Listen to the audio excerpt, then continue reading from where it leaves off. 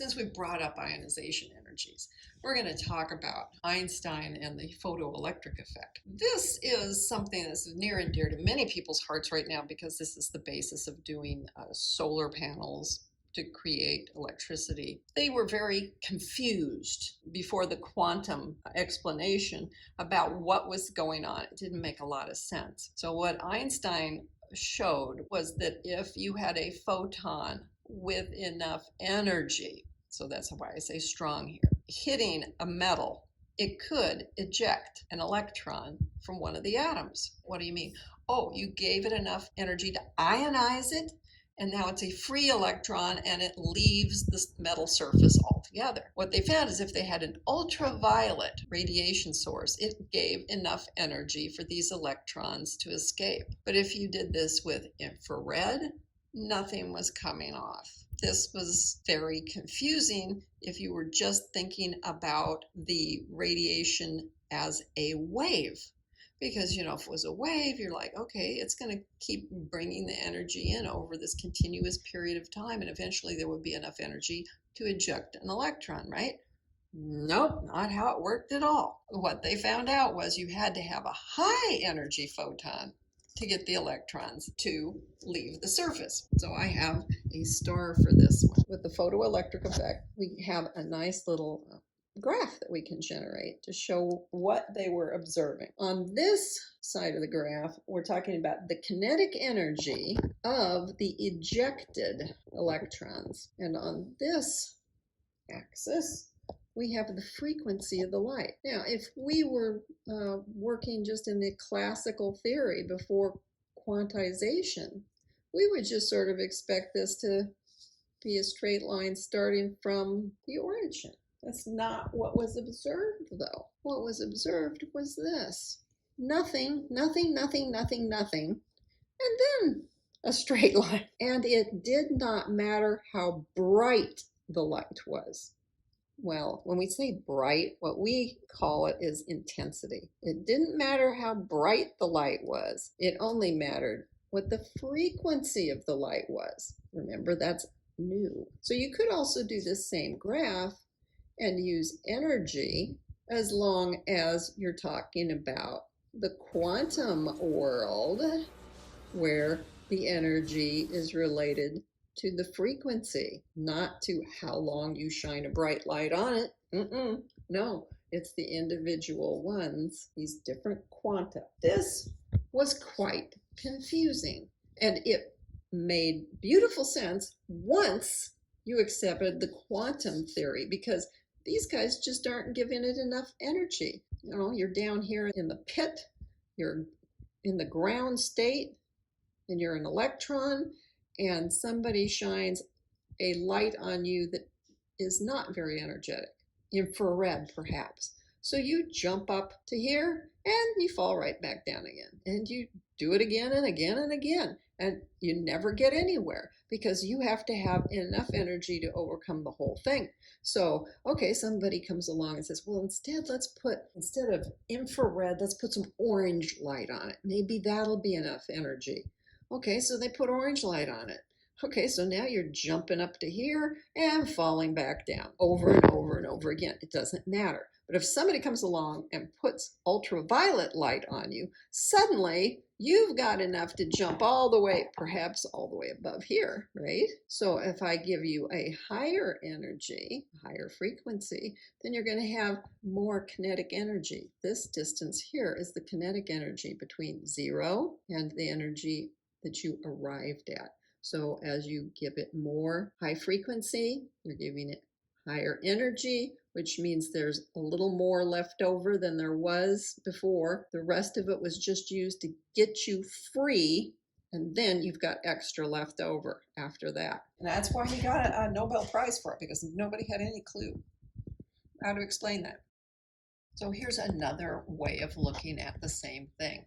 One of the things that's important is to see that the energy that is brought in by the photon is conserved in the photoelectric effect. So when this photon comes in, and you'll notice they put it in violet because they want you to think it's ultraviolet and therefore capable of doing this, some of it gets used to remove the electron. You can call that ionization energy. You can also call it the work function of a metal, because that was what they were calling it earlier.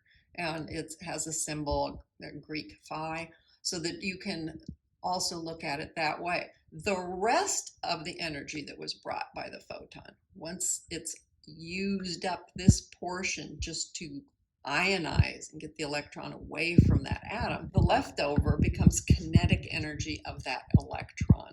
So you can just write the energy that the photon brought, which we also know as h nu, is going to be the kinetic energy of the electron that was ejected, plus the energy that was put into removing it from the metal. So every metal that you come across has its own number for this. Some are easier to get electrons ejected from than others. And that's why the very first solar panels were made out of silicon, because it happens to have a very small number for a work function. So this kinetic energy, well, kinetic energy is always 1/2 mv squared. So what do we have? It's 1/2 the mass of the electron, because that's the object that's being moved, and then that velocity of the electron squared. But once again, this phi, that's the work function, that's the amount of energy needed to remove the electron from the metal, also known as an ionization energy, because, you know, words, different people use different ones depending on what their particular background is. And if h nu brought in by the photon is larger than the work function, then the kinetic energy of the electron will be enough that it can just move away. It's moving away from the surface. The electron is considered to be ejected.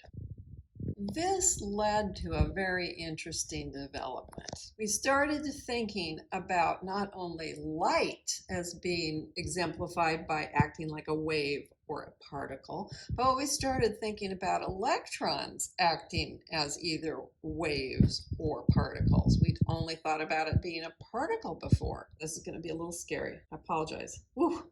Okay, so here, Louis de Broglie, who has the distinction of having the shortest paper that earned anybody a PhD.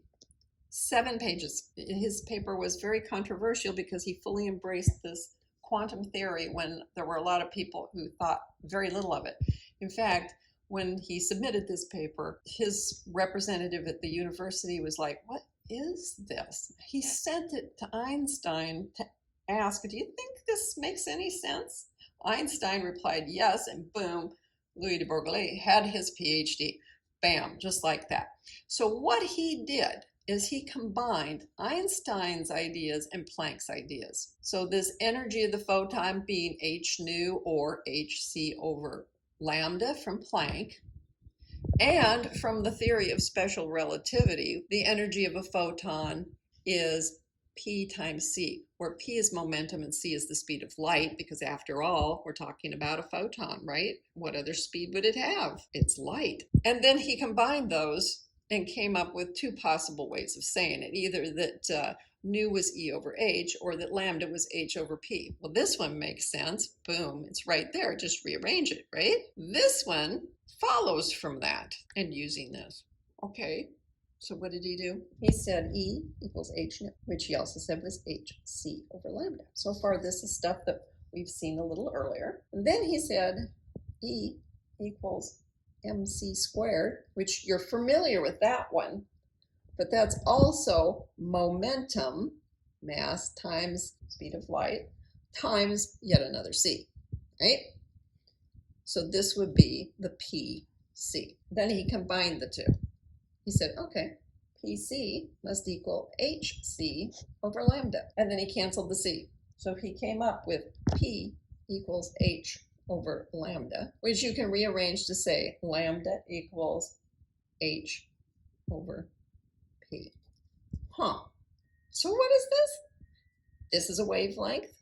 That's Planck's constant.